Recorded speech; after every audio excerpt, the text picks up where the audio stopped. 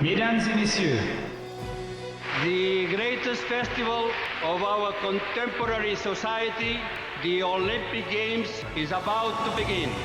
This is going to be close. Oh! They're all completely gassed! They've given it everything on the global bucket! Oh, yeah! Go! Oh! Brilliant. But that is an Olympic championship. Ready. Hello, fans of Shuklistan, and welcome to another episode of Keep the Flame Alive, the podcast for fans of the Olympics and Paralympics. I am your host, Jill Jarris, joined as always by my lovely co-host, Allison Brown. Allison, hello, how are you? Oh, bonjour. Oh, get ready for that, everybody. That's about as much as I remember from high school French class. Yeah, we're going to really have to get on our French because it is very French forward with all things Paris. So this week, 2 years to Paris 2024. We are gearing up unbelievably how much we have to do in 2 years. But we're there. We're ready. It is, as they say, incroyable. Oh, mon Dieu. I think we will be saying that a lot. Today, we are celebrating the looking ahead to Paris 2024 with a look back at the man who started it all in the modern Olympic movement, Pierre de Coubertin, who is the founder of the International Olympic Committee. Today, we are talking with George Hirthler, who has been involved with the Olympic movement for over 3 decades, getting a start in the late 1980s by being one of the writers of the Atlanta 1996 bid book. While Atlanta was preparing for the Games, George founded the U.S. Pierre de Coubertin Committee in 1993 and continued to champion the ideals of Pierre de Coubertin as he continued his career working on Olympic bids for many, many cities. In 2004, Sports Business magazine named him one of the 20 most influential people in the Olympic movement. And in 2016, George wrote a historical novel about Pierre de Coubertin called The Idealist, and he is also behind the Twitter handle Coubertin Speaks. In 2020, the International Olympic Committee awarded him the Pierre de Coubertin Medal for outstanding services to the Olympic movement, and he's just the third American to be honored with this award. And due to the pandemic, he received his medal earlier this year. In light of the fact that we are at 2 years to go until Paris, we talked with George about the man behind the modern Olympic movement. Take a listen. It's a pleasure to be with you. I didn't realize you were behind the Coubertin Speaks Twitter handle. That is you, correct? I wrote that. I started on January 1. First of all, I have to take you back to explain the origins of that. I founded the United States Pierre de Coubertin Committee in 1993, and we commissioned, there were 35 people on the board of directors. We held all of our meetings at the Atlanta Committee for the Olympic Games, and one of the major projects we decided to do was to build a statue to commemorate Coubertin's Olympism in Centennial Olympic Park. And we commissioned Raymond Caskey out of Washington, D.C., a great contemporary sculptor, to design a very traditional statue in the park that has 4 Greek columns and 5 doves descending from the Olympic rings, ready to put on Pierre de Coubertin's head as he steps up these stairs, ready to put the olive branch around his head. So it's very symbolic. We commissioned it and paid $500,000 for it, raised the funds, and had it built in Centennial Olympic Park. And it's still in the park, and was during the Olympic Games one of the most photographed objects of the Games, and it remains a very popular public attraction even today.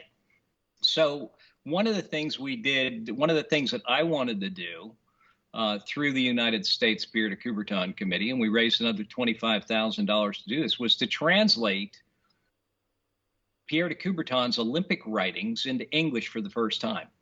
And he wrote a lot of things in English, but most of his Olympic writing, he left us 16,000 pages in his legacy. So most of his Olympic writings was in French, including, of course, all his correspondence, which the IOC has in its archives. So we selected with Norbert Mueller in Germany, a great German Coubertin scholar, we selected about 700 pages of Coubertin's Olympic writings and hired a great translator named William Skinner out of Washington, D.C., and we translated that into English.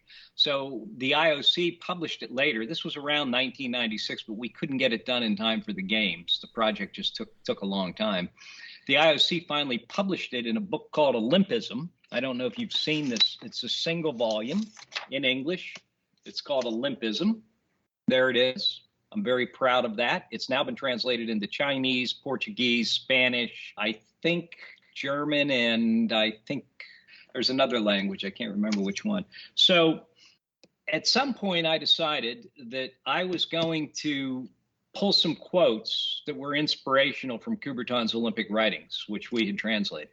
So I got my daughter, who was in her mid-30s, and I said, I want you to go through here. I hired her for 3 months to help me with research on the Idealist. I said, I want you to go through here. She now writes for Facebook, by the way.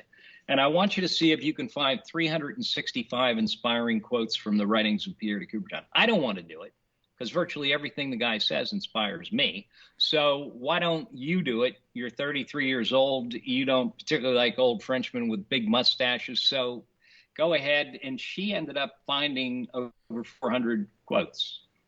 And it took me then, so that was 2013, because that's when I was really starting to work seriously on that novel. She then gave them to me, and it was 2018. I sat down on January 1, 2018, and I had 365 quotes in order, but nothing more than the quotes and the source that they came from in this book. And I started to write a daily commentary, and I wrote for 365 straight days and produced the website Coubertin Speaks. And now I just recycle it every day.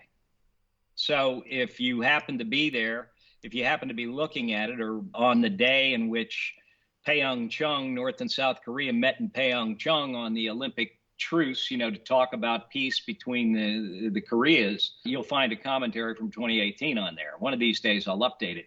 Last year, the Chinese asked me, they translated the Idealist into Chinese and published it on the 10th anniversary of the Beijing 2008 Olympic Games. So they brought out a Chinese version of the Idealist. And a couple of years ago, they came and said, is there anything else you have that we can publish?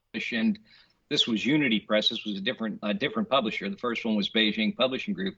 And I said, well, I have this website, Coubertin Speaks. We could certainly turn it into 365 quotes from Coubertin in a book. And they did.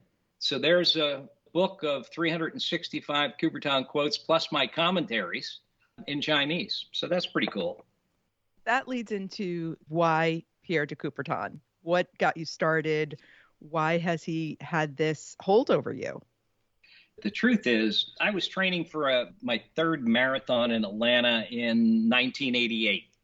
And I was a freelance writer, producer, won all kinds of creative awards in Atlanta. I'd come out of the ad agency business. And when I launched my freelance writing career, it was 1980. And that was exactly the time when Ted Turner was launching CNN and Headline News. And so I was doing a lot of work with them.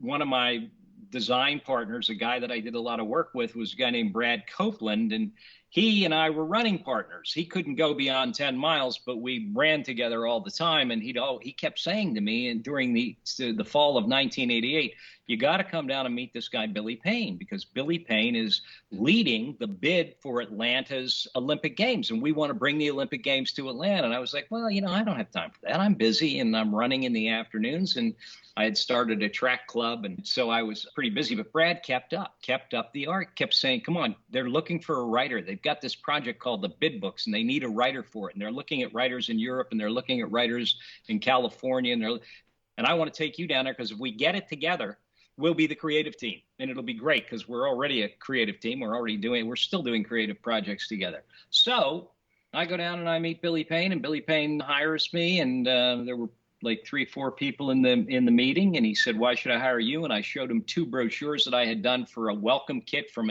a bank that had just come to town, First Union. It had a 60-page book that was sort of a history of Atlanta and all the attractions you could see as a newcomer to town. And it had a 60-page book on Georgia.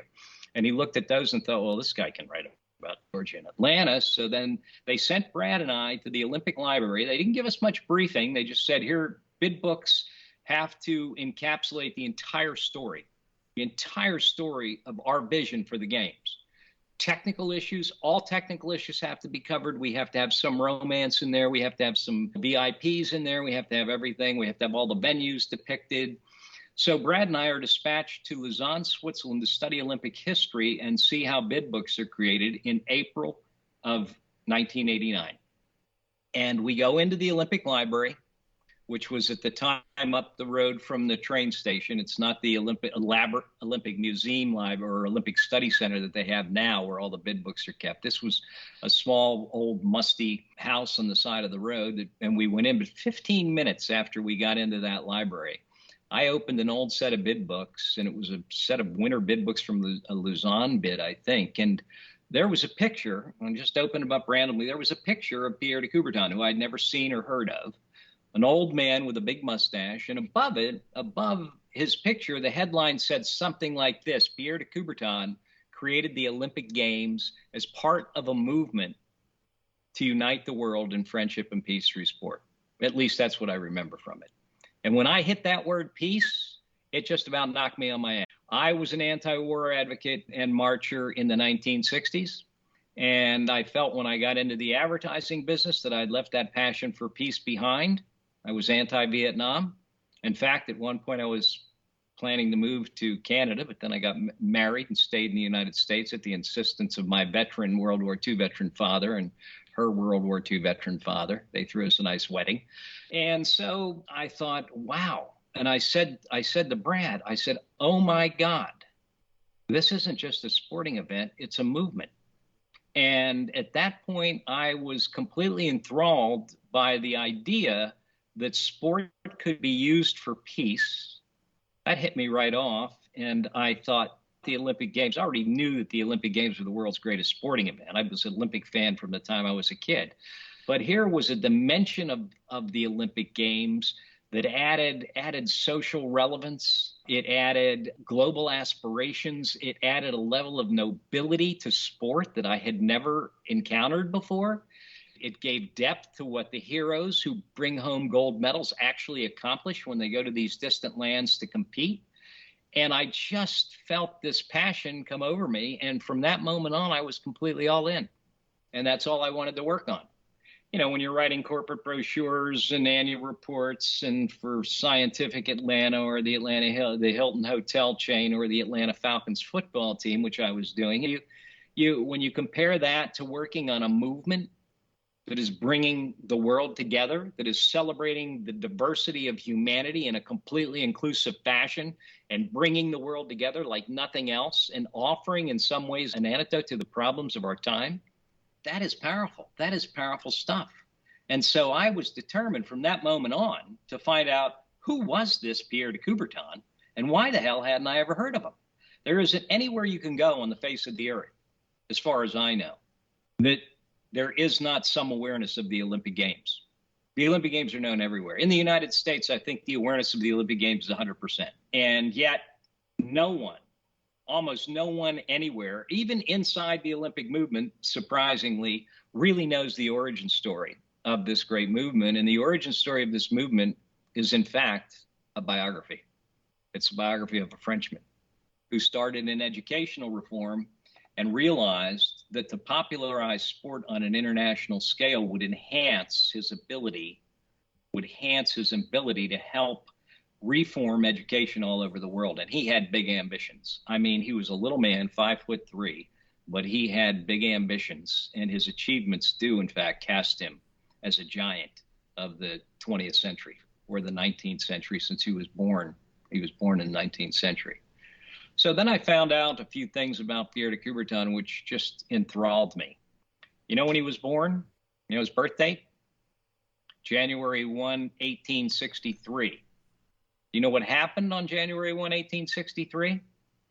That happens to be the day. He was born in Paris, so this is just a pure coincidence, but that happens to be the day that Abraham Lincoln signed the Emancipation Proclamation in the United States and set free the slaves.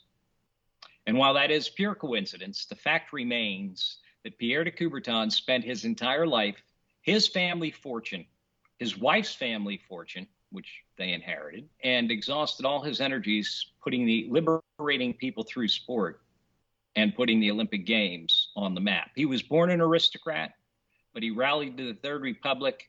He basically embraced the values of liberty, equality, and fraternity as a young man, and supported the Third Republic in its goals to build democracy in France. And he basically put everything on the line, and he saw sport He literally saw sport as probably he saw the sporting team too, as the smallest cell in some ways of democracy. He said there is no king and there is no pauper on the field of play. They're only fellow players playing the game, and it's egalitarian from the beginning to the end. Nobody has any special status based on economics or on social rank or on ethnic background or aristocracy or anything like that. It's egalitarianism personified.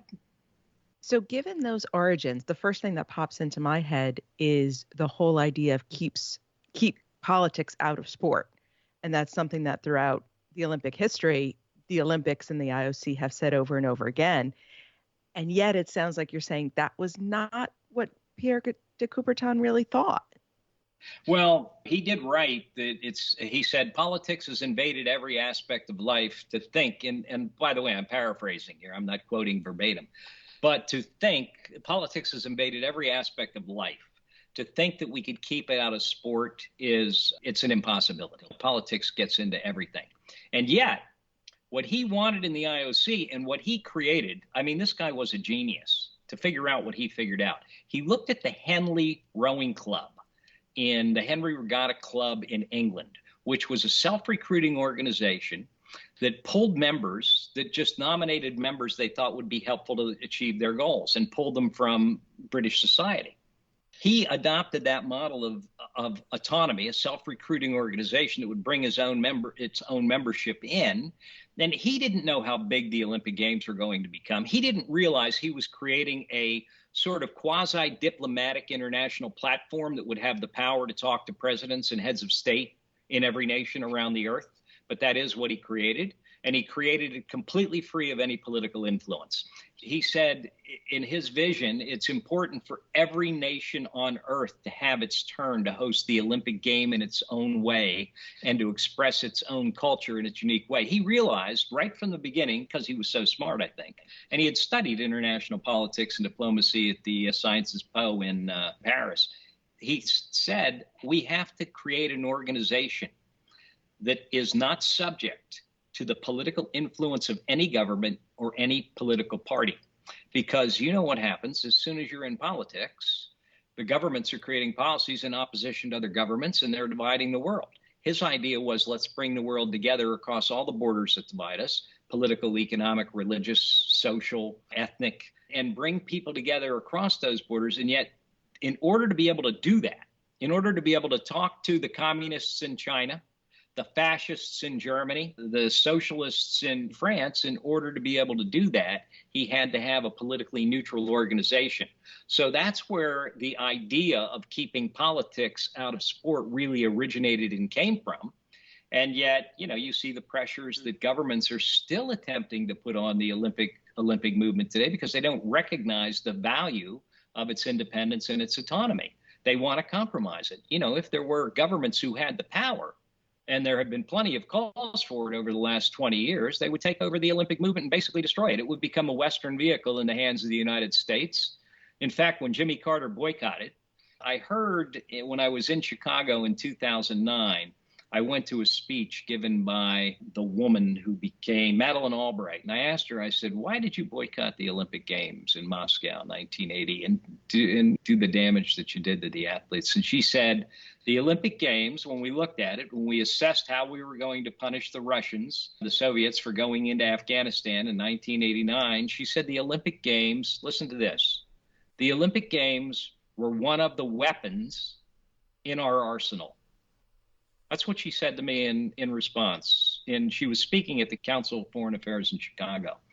I was stunned because that statement shows a complete lack of understanding of the character and nature of the Olympic movement as a peacemaking body, as a body that seeks to contribute to the process of peace. It's not actually peace. Peace is part of it's a byproduct of its work, its central diplomatic focus.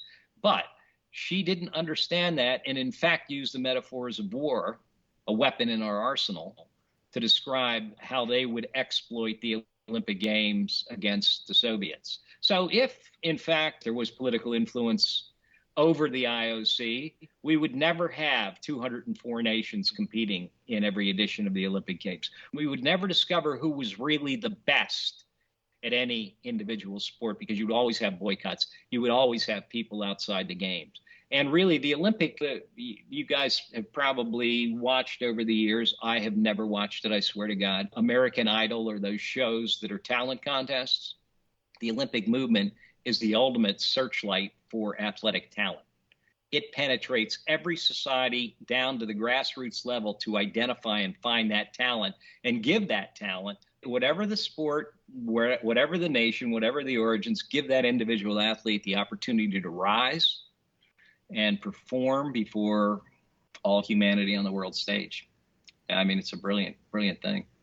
Okay, so one group of people that Pierre de Coubertin did not want to talk to was women.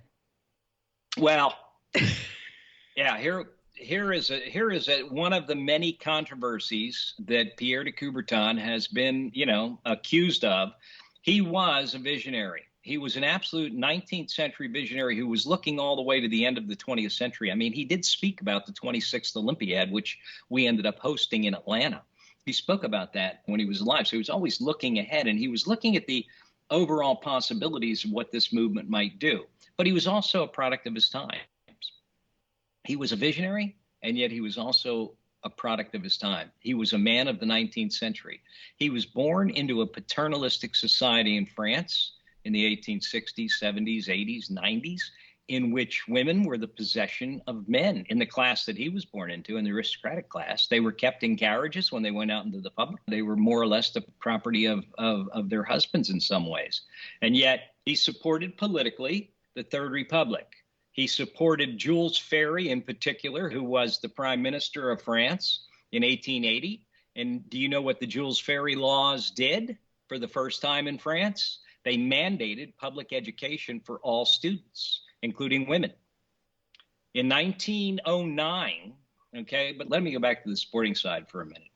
Pierre de Coubertin's mother got the same education her brothers. It was very unusual, but she also learned to fence, and she was a fencer. And Pierre de Coubertin became a fencer.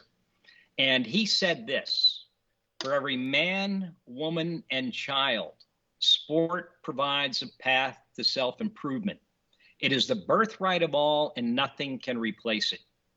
So he wanted sport for women. He wanted women in sport. And I've got quotes from him that say, yes, if women want to take up boxing, if they want to take up whatever they want to take up, let them take it up. Pursue sport by all means. It's good for them, but let's not have them compete in public. And here he was a chivalrous old guy with this 19th century paternalistic code in his head, and he thought that women had to be protected. And he essentially said, but let's not have them competing in public, because the spectators who gather to watch the women compete, and he said this back in the 19th century or right after the turn of the century, will not be there to watch the athleticism. He was concerned, and this was his old attitude, and there were women asking for entree to the Olympic Games. He didn't deny it. He never denied it. I'll come back to that.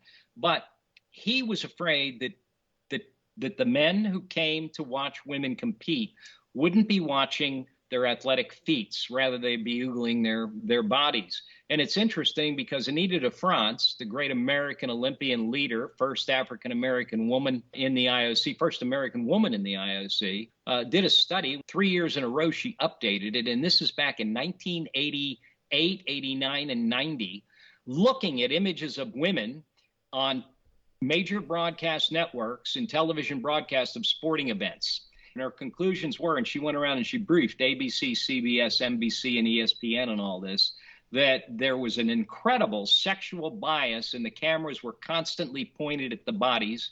And basically, they treated women, the announcers treated women completely different from the way they treated men. One of the things that she cited over and over again was the fact that in tennis competition at the time, they would refer to the female players by their first names, Chrissy and Steffi, for instance, and they would refer to the men as Sampras and Agassi.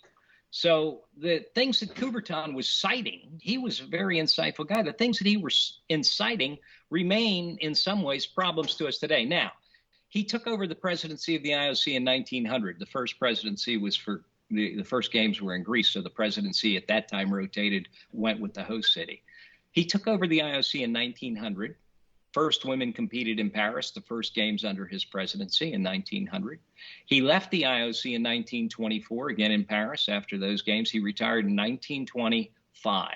He retired in 1925 in Prague. Under his presidency, the numbers of women competing in the Olympic Games increased sixfold. It's a fact, and it's on record, that he never blocked women from competing in the games. He was personally against it because of what I had just articulated, his code.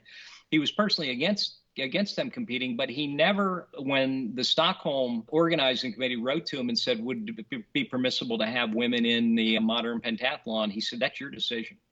He said, I leave that decision to the organizers. He said, you know my position, but it's your decision. And so he never stopped them. And he wrote in 1900, this is a side of him that is never brought into the argument about his opposition to women. And by the way, he was in the majority in terms of opinion of women in sport. In 1922 in Paris, the National Medical Convention of Doctors analyzed the question of women in exercise. And they decided that women had to be very careful when it came to physical exercise. It was the predominant viewpoint of his cohort at the time. And we can go and we can talk specifically about France and women's rights. I'll touch on that. But in 1909, he published a book on public education. And he had a chapter in there on the education of women. And he was against the feminist movement in principle because he thought it was dividing families and all of that. And yet he writes in there that it is essential that women have access to education. And he had two major reasons for that. One is so if they decide not to marry, they can earn a respectable living on their own. And two, if they have to escape, and this is a quote, if they have to escape the tyranny of marriage, it's important for them to be educated so that they can earn a good living. So on the one hand, he was opposed to women competing publicly, to displaying their bodies publicly. On the other hand, he was quite progressive in the education realm. Now, he did say, and he wrote some very unkind things about feminism, and he did write some unkind things about what it would be like if women were competing. But in the end, he said the public will decide. And when he retired in Prague, he gave a great speech to his membership, and he essentially said, the games are global. All people must be allowed in without debate. He wanted the games to be inclusive of all countries. And the ethic that he laid down in Olympism, the social ethic, the ethic of inclusivity that he laid down at the foundation of this movement overrode his own shortcomings and, in fact, did bring women in. If you read Anita de France's book, you'll find that she said, we hit a point after Paris all the way up until 1964 when the advancement of women in the Olympic Games was just pitiful. I mean, it was in the first 20 years or whatever it was there, from 1900, the first 25 years, the advancement was moving it, as I said, sixfold at a pretty quick rate, and then it slowed down. It really slowed down. And after the war, it didn't pick up that much. It hasn't been until the last couple of decades. And in fact, Title IX helped to put women's sports in focus for Atlanta when we got the games. And Anita, by the way, Anita de France was a counselor on the Atlanta Olympic bid because she was also at that time an IOC member. And if you look at the advancements that Atlanta made in women's sports in the Centennial Olympic Games, it's really quite remarkable. In fact, Barcelona, 4 years before Atlanta, sold a total number of tickets to Olympic events of 3.7 million. Atlanta sold 3.9 million. 200,000 more to women's events. Softball, team sport, basketball were brought in for the first time is it softball and soccer? Women's soccer. Women's soccer, yeah. Softball and soccer were brought in for the first time. And of course, the championship, the women's soccer game, sellout crowd, the largest crowd ever to see a women's sporting event at that point. 85,000 people saw the U.S. beat China with that great Mia Hamm team.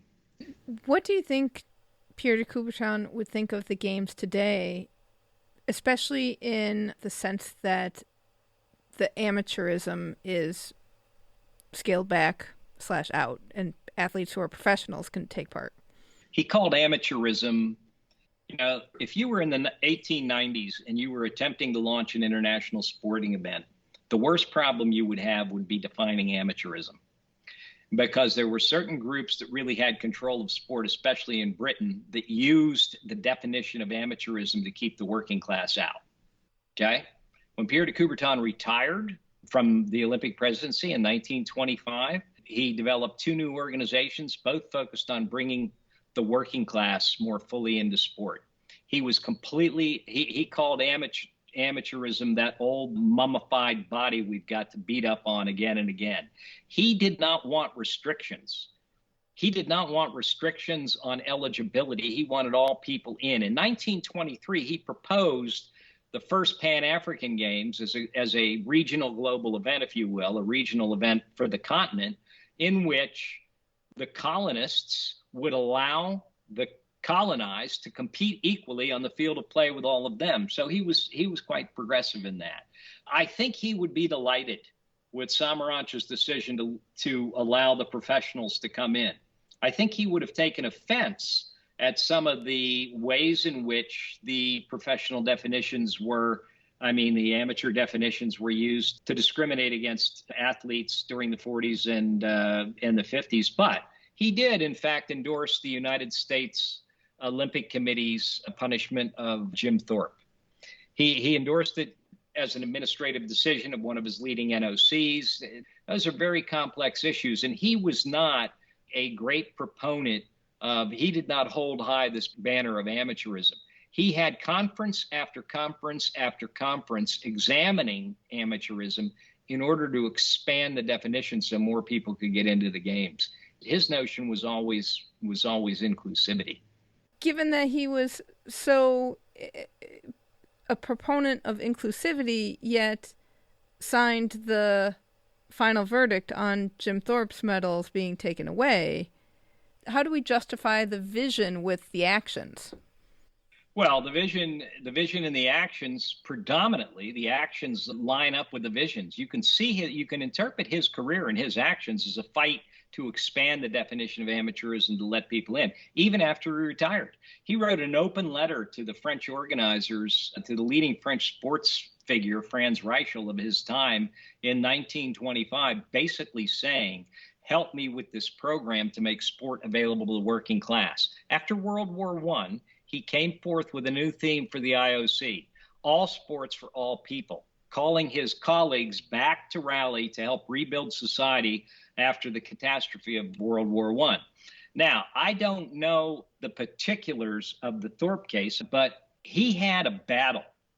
Coubertin had an ongoing battle with multiple people attempting to take over the Olympic movement, particularly his own nation of France, but also the United States. And James Sullivan, who you've heard of, who was the founder of, many call him the founder of the United States Olympic Committee, which he wasn't. William Milligan Sloan really was. But James Sullivan was a great opponent of Coubertin, and through Caspar Whitney actually attempted with the Brits to exclude Coubertin from any future decisions about where the games would go after Paris 1900, and attempted to take over the Olympic movement and called his authority into question. So you never know if behind the scenes there wasn't some sort of a trade-off on a deal like that Coubertin agreed to sign off on the judgment against Thorpe. History is fascinating. In my novel, The Idealist, I have Coubertin and his father at a luncheon where they're looking at the destruction of Paris by the Commune after they returned to Paris in 1871. Right after the Franco-Prussian War ended, the Commune rose and erupted as a new revolution to take over France. Of course, it was repressed by the new government, the Third Republic that was formed. And his father, and they're talking about history, and he's asking his father to explain to him. And I wrote this line, which is one of my favorite lines from the novel. The father says, Charles de Coubertin, the painter, says to his son, he says, Pierre, he said, every day in history holds a million secrets we will never know. And the fact is, when you go back, when you're a historian, and you go back and you begin to investigate, the depth of information you find is often very fascinating. That's what's happened to me in the research that I've done on Coubertin. I do look at him as both a visionary and a man of his times, and try to reconcile, just as you asked me to, try to reconcile the actions against the ideals, and they don't always line up. But the ideals are inviolable in my viewpoint, and they remain a high bar for us to strive for. You know, we're human beings, we're all flawed, so do we get there? Maybe. Why a novel versus a biography? Well, I had done, Allison, I think I had done, we finished the campaign for Munich 2018. We made our final presentation in Durban, South Africa, and the team had a dinner that night. And Thomas Bach was the leader of that bid. And I remember he was saying, "What are you people doing after this? What are you doing next?" And I said, "I'm going to write a book about Pierre de Coubertin." And I got home, and that summer so this was 2011. So 2011 from 1990 is about 21 years. So I'd already had 20 years of sort of research under my belt about Coubertin. I was pretty conversant in his life. I'd been invited by the family to come up to the Chateau de Mireville in Normandy, and I spent time with them and toured the grounds. I'd been to all the sites in Paris. In 2011, that same year, I hired a biographical tour company in Paris to get me into the major sites that were important to his Olympic story. So I started to have a feel for the places he walked in his birth city. I knew Lausanne. I'd been to Lausanne 20 times by then, so I knew Lausanne pretty well. Anyway, I got home and I sat down, and you know the photograph, you've probably seen this photograph. If you've seen many photographs of Pierre de Coubertin, there's a photograph of him at the age, he died at 74, of about 72 in a rowboat, a long, thin rowboat, a scull, on Lake Geneva. Okay, and he's in like just a T-shirt, and he's sitting out there, and he's ready to row. Somebody took a photograph from him from above. And I thought about that photograph, and I thought that'd be a good opening for the book. And I sat down, and I wrote a paragraph, which turned out to be maybe, I don't know, a couple hundred words. And it was a story of Coubertin rowing out onto Lake Geneva in the winter as a storm came pouring down from the French Alps. And he was not going to be denied his morning workout. And so he rode into the face of the storm, and he was blown, and he ended up rowing in circles, which he was known to do, like Olympic rings on the water, you know, rowing in circles. So there's a lot of symbolism in that scene. And when I finished writing it, I said to my wife, I had my laptop on my lap. I remember this. I said to Carol, my wife, I said, "Honey, I think I can write this as a novel." Because I had described his emotions in that scene. You know, I went into the photograph and thought, okay, give me the context for this photograph and let me write about it. And I started writing, and I realized, okay, the rain is battering him. His muscles and his sinews are thin at the age of 72. And I started to put things in there that I didn't have factual basis for, but that I knew would be true if he did row into a storm, you know, if the winds were coming in that direction. And I decided at that point, wow. And the next day I started in the story, and I thought it would be great. He never wrote a full biography. He wrote a lot. He wrote Olympic memoirs, and he wrote memoirs of youth, but they're all little thin books. And given the volume of stuff he wrote and his ability, his literary abilities, he could have written a very good biography if he wanted to. And I had the idea, why don't I bring a journalist into this story and have the journalist interview him and write his story? And I decided I would set the book. And Francis Messerly, by the way, was factually and actually his best friend for 20 years in Lausanne, Switzerland. He was 20 years younger. And so I had him as the protagonist of the story. I thought he could actually hire an Olympic writer. So then I thought, wow, an Olympic writer from Paris who would know Pierre's background from covering the Olympic Games. The year is 1937. They don't know it, but Messerly suspects something's wrong with his health. He dies, in factual terms, he dies September 2nd, 1937. So Jacques St. Clair, this writer I invent in Paris, is invited by Messerly in a letter that opens the novel to come down to Lausanne and live for a year, full expenses covered and fees, in a house that will be provided by Messerly. And he moves. Jacques St. Clair thinks it's the biggest opportunity he's had as a sports writer. He loves the Olympic Games, and he was a cyclist himself. All of course, fiction. He moves down with his American girlfriend, Juliet Franklin, who's a painter, and she paints Pierre's portrait while he's being interviewed. So what I wanted to do was integrate this old man at 74, so it's January of 1937, as his health is failing, to bring into his life two new young people in their 30s who would become attached to him in a way that really affects both of their lives. And this is happening just as the Nazis are emerging as this evil force and leading the world to war. And Jacques St. Clair, before he gets the book completed, is called back to Paris and sent to Berlin to cover some of the events in Berlin. So he spends a year interviewing Pierre, and the entire story of Pierre comes forth both in the content of the interviews that are conducted, because I use verbatim interview techniques, right? He asks questions, gets answers. And then I have passages that he's writing. He starts to write the biography, so he summarizes passages. So either you're getting the story in the interviews, you're getting it in passages, or you're getting it in conversations he has with Messerly where he's telling him what he's learned. So it was kind of an inventive model. The film rights to the novel, I published the novel myself because I couldn't find a literary agent, and I was running out of time. I wanted to have the book out before the Rio Olympic Games, and I published it in 2016. And in 2019, the film rights sold to an Oscar-nominated film producer. And we've pitched a major studio that has bought the rights. Well, we're still in, the deal isn't announced because we're still in legal negotiations, but, you know, it's going to become a feature film on his life. And I'm trying right now to get to the backing to produce a documentary on his life and times, too. And I've outlined and I have a book proposal for a narrative nonfiction biography ready to go. So I want to write that. I'm hoping to bring out both a new bio, a narrative nonfiction biography, and a documentary pre-Paris 2024, so that his story can be celebrated in France, especially in France, in a new way. A few years ago, we watched a miniseries, 1896, about the first Olympics. And of all people, Louis Jourdan played Pierre de Coubertin. No, that was Gary Allison's film. Yeah, so you have seen it. Yeah, so I saw it years ago. Gary Allison, he was a writer, producer out in L.A., and he showed up around the time of the Centennial Olympic Games here in Atlanta because he had produced a great series of books called the Centennial, was it called The Century Project?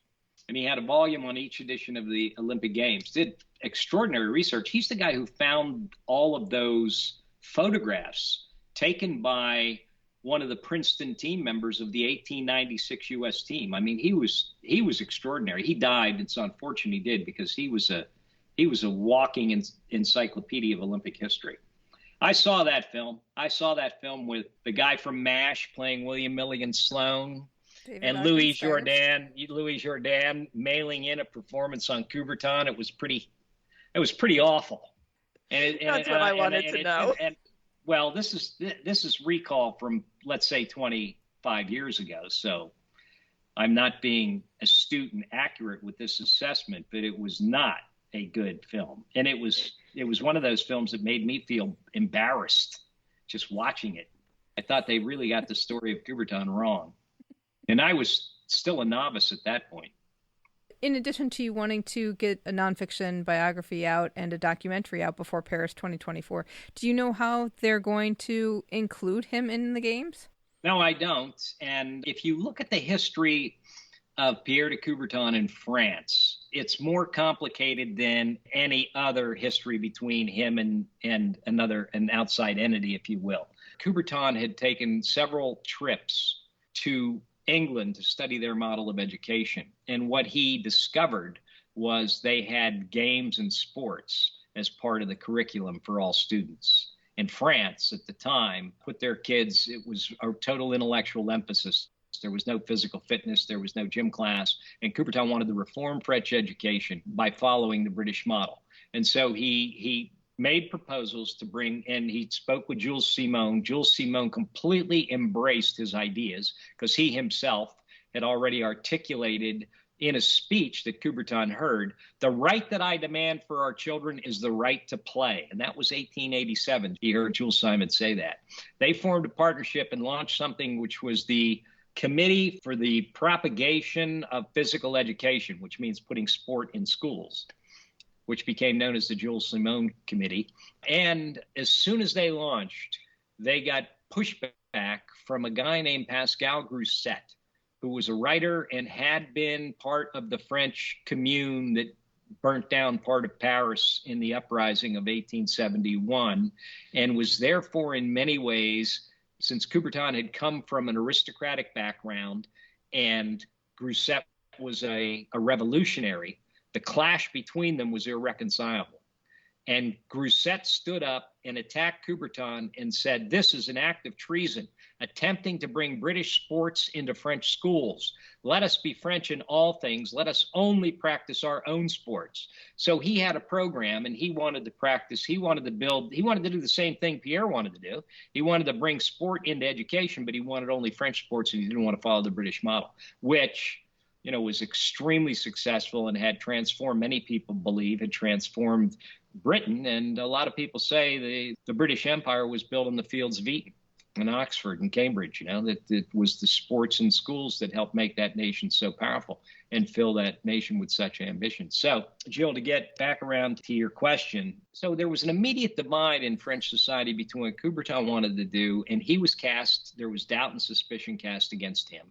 And this great divide, by the way, it divided French society, whether you were for the Commune, which was a revolutionary eruption attempting to take over France, or whether you were for the Third Republic, right? There was a great division in French politics, which is not healed to this day.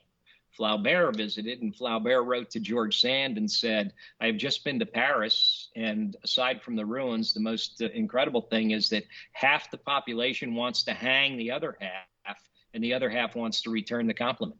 In other words, the division was so deep. And Coubertin was on the wrong side of that division as an aristocrat because he was not trusted. He was not trusted by the grassroots sports movement. And you go from there, this is 1888, he begins to understand, and he goes through the 1889 Paris Universal Exposition, in which the Eiffel Tower is, of course, built right in his neighborhood. That's where he lives, in the 7th arrondissement.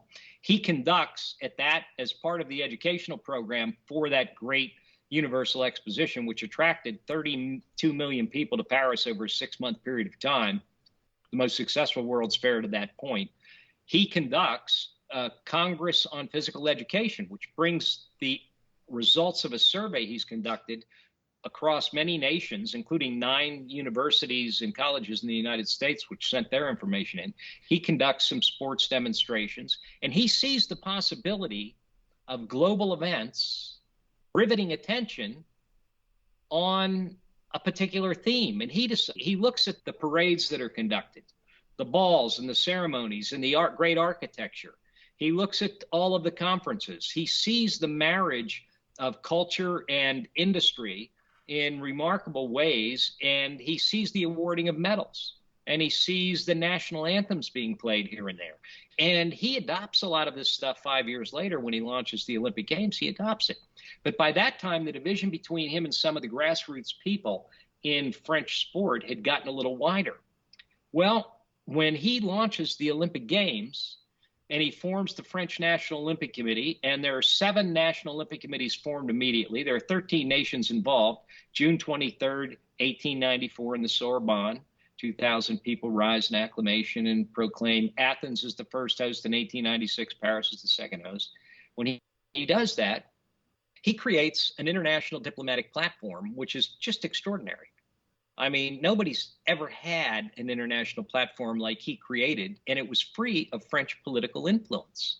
Well, the government started to be resentful because French government thought, wait, this should be a French product. I mean, it was created here. This should be a French product. So over the course of his career, 25 years, that division grows wider and wider. There are conflicts. There are character assassinations. People are publishing nasty things about him. They pull apart. Academics begin to attack him. The press has attacked him. In the 1920s, the government, after World War I, the government is looking for ways. You know, the French really suffered immense losses in World War I. Something like 75% of the male population between the ages of 18 and 45 were decimated in the war. They're looking for new international platforms to raise the prestige of France. And their eye falls upon the International Olympic Committee. And they literally make it, and this is in a story that I'm writing right now that I haven't published yet, but they literally make it part of government policy to take Coubertin down and take over the IOC.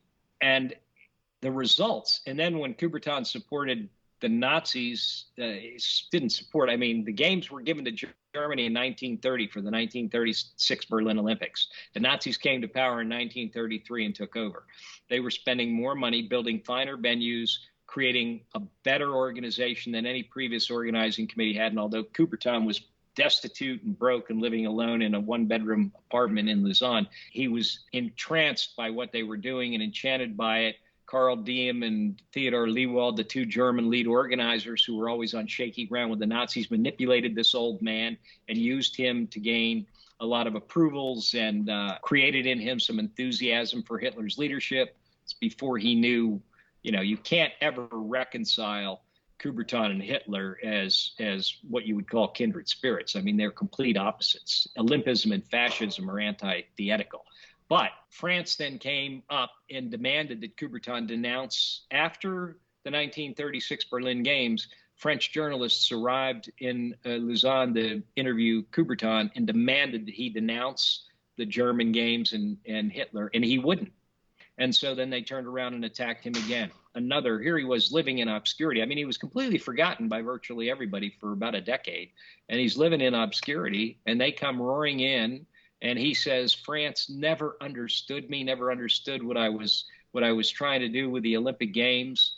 And in the 1920s, when they launched this government policy to literally take over international sport, they created a permanent sports bureau which brought together all the international federations in an attempt to displace the IOC. It's all documented history that I'm now summarizing, as I said in this article. And so the history of Coubertin in France up to this day, it remains divided. So I don't know what Paris 2024 will be doing to celebrate Coubertin. I hope they do great things, but I really don't know. I'm not part of the dialogue on that.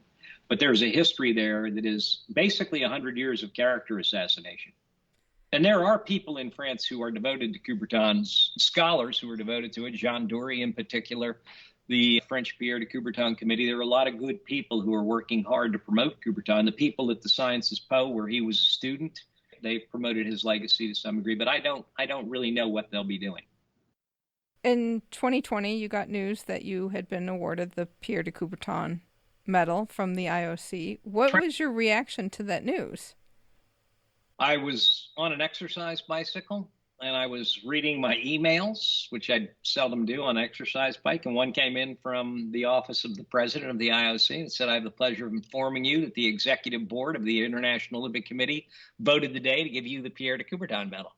First of all, I wasn't really sure which medal it was, because the Fair Play Committee gives a Pierre de Coubertin Medal to athletes who exemplify sportsmanship. You've seen that before. What's her name? D'Agostino got one a few years ago. And so I had to actually look it up, and I wrote back to the office of the president and said, I'm thrilled by this. And they said, let us know how you want to receive the medal. We can put it in the mail. We can send it to the United States, and an IOC member can drape it around your neck there, or when the time is right. So this is in the middle of the pandemic, right? Everything was shut down.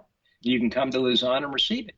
So I said, well, I'm most interested in finding out why I got this award. And I got a note back from Thomas Bach saying essentially, well, it's your years of service, but also it's the impact of your novel on the life and times of Baron Pierre de Coubertin, which I think he probably had just finished reading.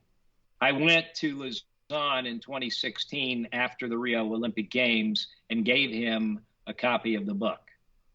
I got to know him pretty well on the Munich 2018 Olympic campaign, which he was running. And so I did get to know him, and I have great admiration for him. So anyway, I was happy to receive that medal, and we couldn't find a time. I mean, he was pressed all through 2020, keeping Tokyo on track and under immense global pressure.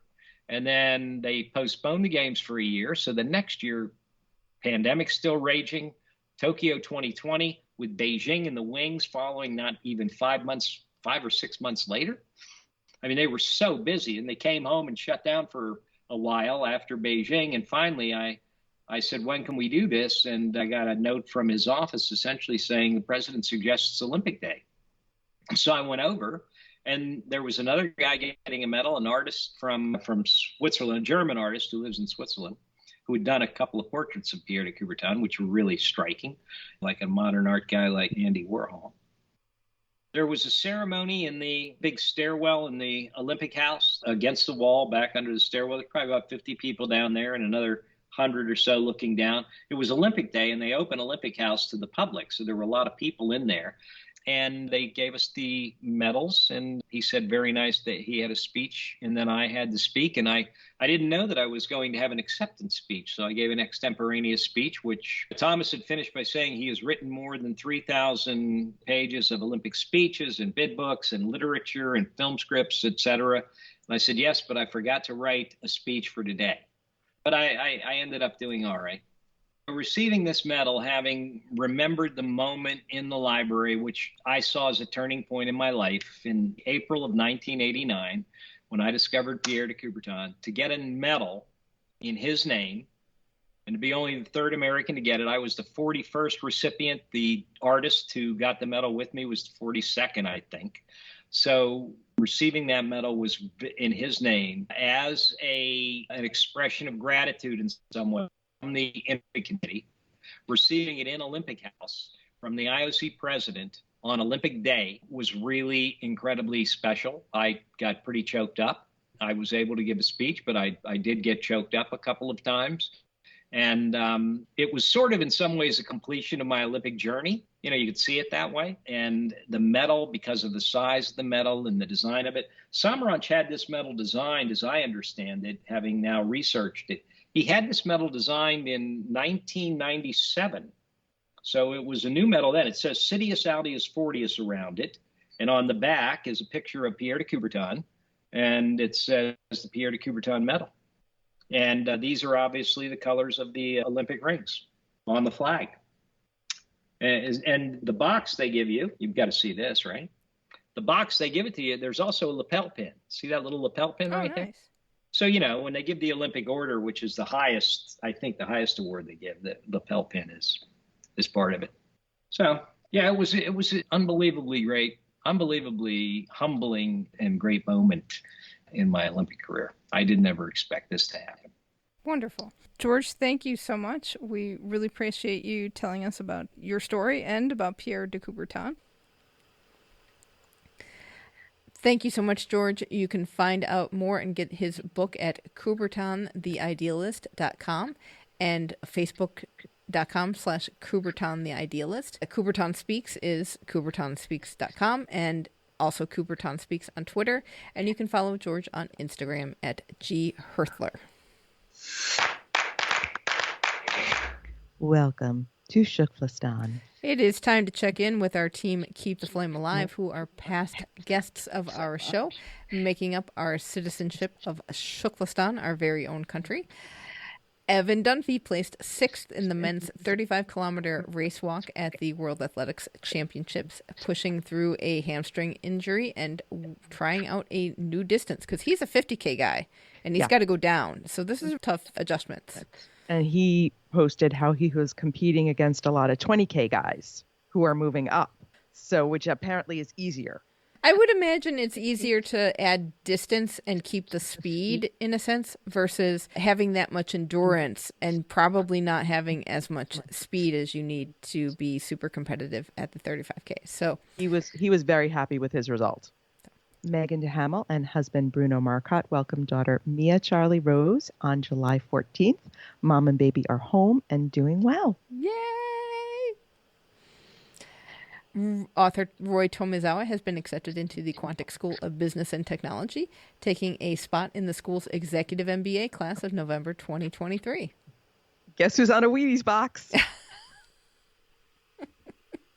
Speed skater and gold medalist Erin Jackson. She posted that on Instagram. And I am going to go grocery shopping today, so I'm looking for my Erin Jackson Wheaties box. Excellent.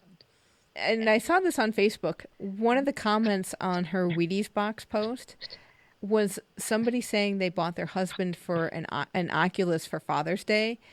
And she was going through all the games that the Oculus has. And there's one of the Olympics games.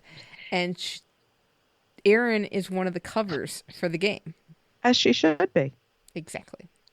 John Register has been named president and CEO at Amputee Coalition. Congratulations. And Also, congratulations to the dulcet tones of Jason Bryant, who will soon be heard as the new voice of hockey at St. Cloud State University. Go Huskies. So he might be the dulcet and husky tones.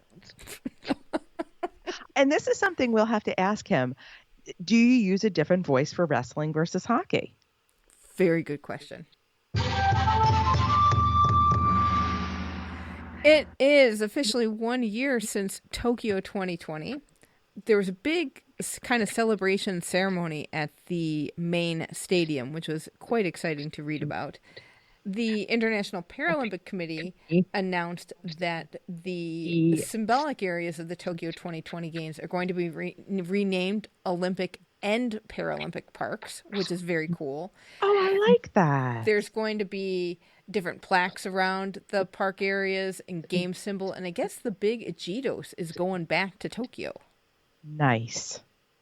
The legacy of Tokyo is starting to show a little bit. And one of the things that La Prensa Latina Bilingual Media reported was that people with disabilities in Tokyo now have better accessibility on transportation systems. So in places where maybe there was one entrance or exit for disabled people, there's now multiple exit and entrances on some of these big train stations, which is great. The problem is still that housing is an issue, and there's a quote in there saying that the number of accessible housing units compared to 20 years ago has barely increased. So still some work to do on that front, but there is improvement. And let's end this on a great note. Thank you to listener Kaori for letting us know that another executive has been found to have issues with the Tokyo organizing committee. This was Haruyuki Takahashi, who was a member of the organizing committee's executive board, and the organizing committee is now defunct. So he had a sports consulting firm, and he signed a consulting contract with a suit retailer named Aoki Holdings. And this happened before events were held. He thought it was not a conflict of interest. Other people are saying, hey, this is a conflict of interest. He has received directly about $326,000 from the sponsor. And the sponsor became an official sponsor after this consulting agreement was signed.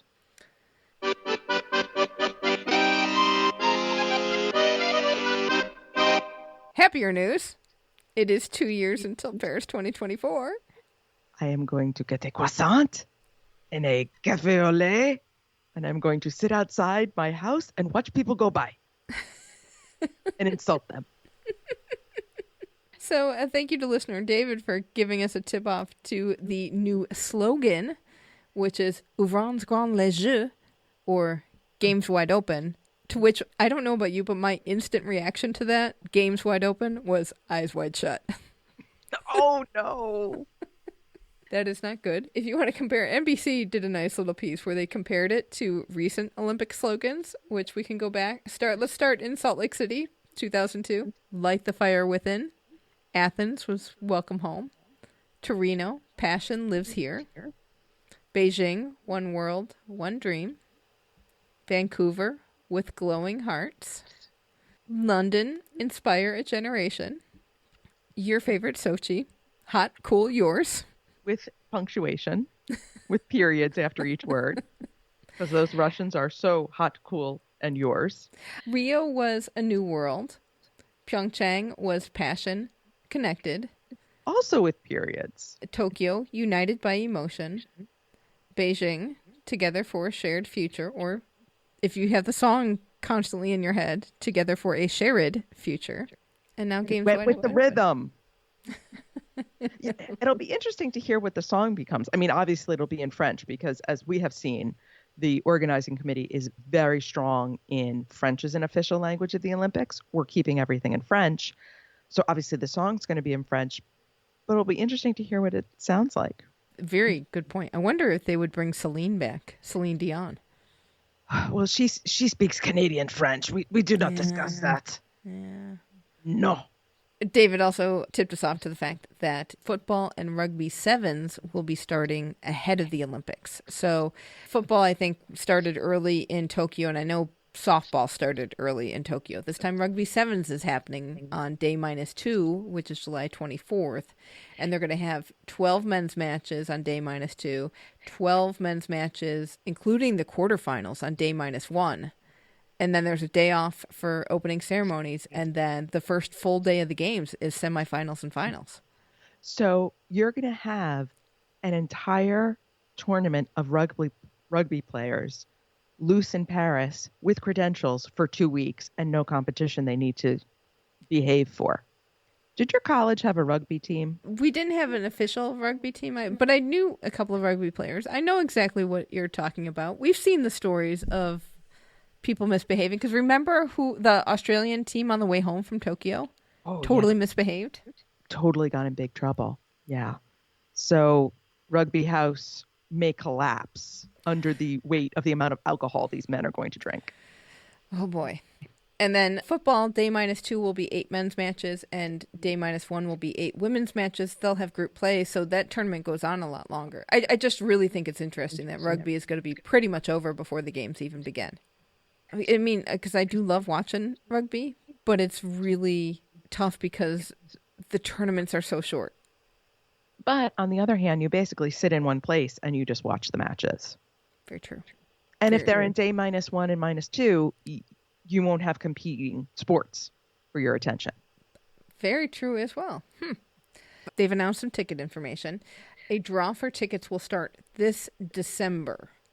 And they've also confirmed the full pricing structure for individual tickets for sporting competitions will be priced between €24 and €950. So that's about $25 or $970. There's going to be kind of a multiple stage lottery system sort of thing. So they're going to have package ticket deals, and then they're going to have another individual ticket sales, and then there's going to be a final sell-off throughout 2023. We've actually put together some Paris 2024 information on our website, flamealivepod.com, and click on the Paris link. You'll find all you need to know, and we keep adding to it as we have more information. They'll need to sell all those tickets because there are budget woes going on right now.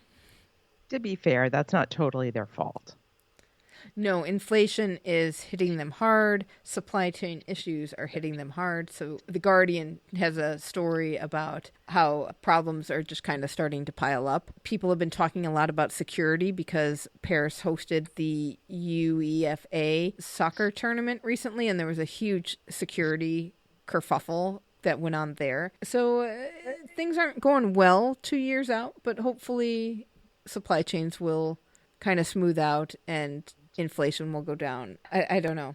The safety issues with this plan of the athletes parade going down the river and hundreds of thousands of people lining the river for this. Terrifying. In a way.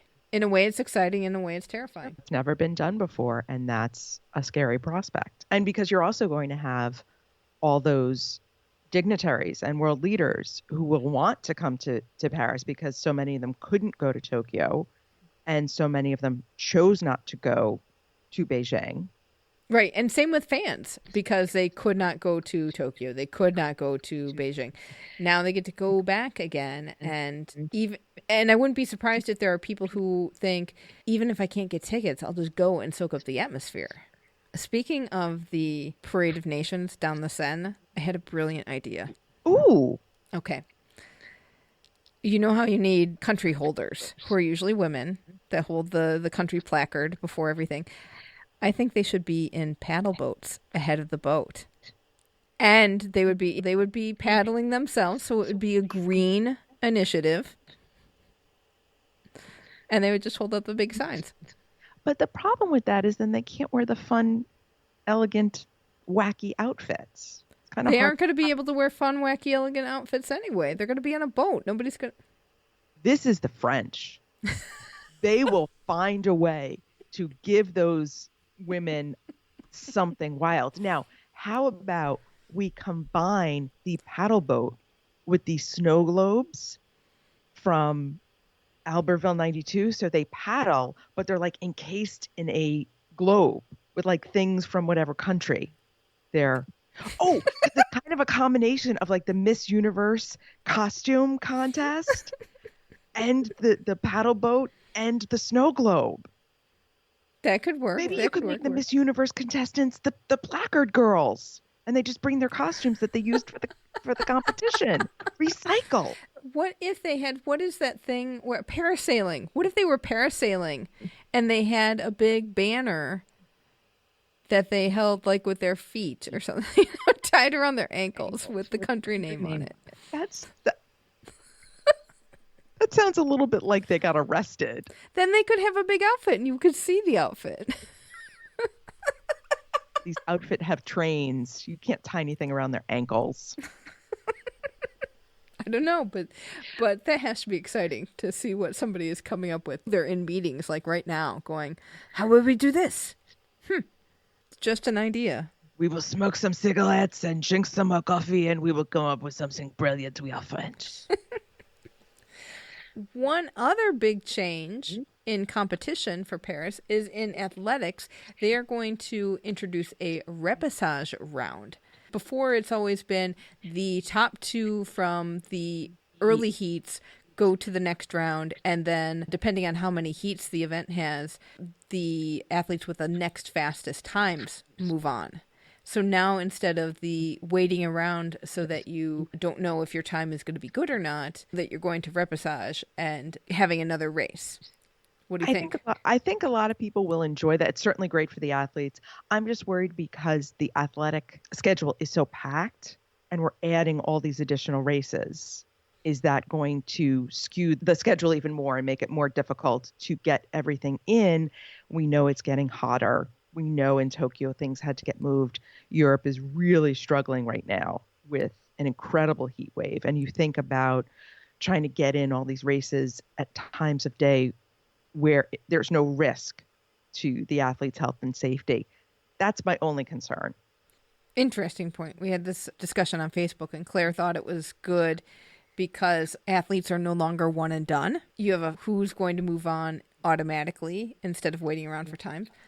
On the other hand, listener Sarah likes time-based qualifiers because there's some luck involved in heats in a way. And so you give trailing runners something to jet for, she said. If Patrick likes it because it's another sport, not just because you get 2 runs, it's another sport that uses the word repechage. I hate that word. There's a few words I really hate.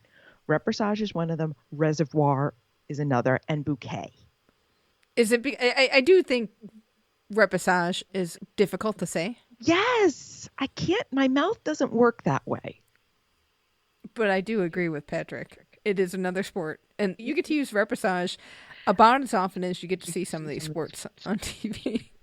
And we've got some test events underway. The Nautical Stadium in Seine-et-Marne hosted the trial for both rowing and para-rowing, and that will be the site of Olympic rowing, para-rowing, canoe sprint, and para-canoe events in 2024. And organizers have said to Inside the Games that the feedback has been very positive. We have a little LA 2028 news from last week. They announced the official dates of competition. The Olympics will run July 14 through 30, and the Paralympics start August 15 and go through August 27. And these were changed from the original dates. Oh, what were they? Because I don't remember what they were. Originally, it was starting on July 6th, so they've pushed everything back a week, and I don't know why. But that was the unofficial date. Huh. I just like the fact that one is in one month and one is in the other month. Yes. Keeps it simple. I mean, LA in July and August. Bring your sunscreen. And World Sailing has officially announced that it is pushing for inclusion of sailing in the Paralympic Games. According to the log, it was in the Summer Paralympics from 2000 to 2016, was not in 2020, was denied re-entry into 2024, mostly because lack of global participation. So they've been working really hard to get people involved, and they are trying to get back into LA 2028. We'd like to give a big shout out to our Patreon patrons who keep our flame alive. You can find out more about patronage and supporting the show at patreon.com/flamealivepod or check out flamealivepod.com/support for some one-time support options. And that is going to do it for this week. Let us know what you think about the announcements in the calendar for Paris 2024. And you can get in touch with us through email at flamealivepod@gmail.com. Call or text us at 208-352-6348. That's 208-FLAME-IT. Our social handle is at flamealivepod. And be sure to join the Keep the Flame Alive podcast group on Facebook. Definitely do, because the Facebook group's been jumping lately, not just with World Games and then World Athletics Championships, but Commonwealth Games is coming up. And I think in the U.S. we're going to be able to see about 15 minutes of it. Probably. So we will be relying on our listeners in the Commonwealth to keep us up to date.